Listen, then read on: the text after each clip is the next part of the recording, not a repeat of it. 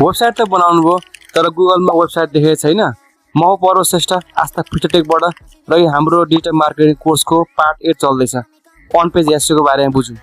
अब main on page SEO मा के छ भन्दाखेरि हजुरको वेबसाइट चाहिँ कुनै पनि प्लेटफर्म जस्तै एलआई मोडल भनेको चाहिँ एआई मोडलहरुमा गुगल सर्चमा देखिनु पर्यो अनि मात्रै हजुरको फर्स्ट पार्ट तपाईँ कम्प्लिट हुन्छ। अब सेकेन्ड पार्टमा के हुन्छ भन्दा हजुरहरूले जहिले पनि आफ्नो टाइटल, मेटा डिस्क्रिप्सन सबै थोक ग्रामर या सेन्टेन्स मिलाएर हाल्नुपर्छ। र अर्को इम्पोर्टेन्ट पार्ट भनेको किवर्ड। जस्तै मैले प्रिभियस पार्टमा हजुरलाई मैले किवर्ड रिसर्चको बारेमा बुझाएको थिएँ।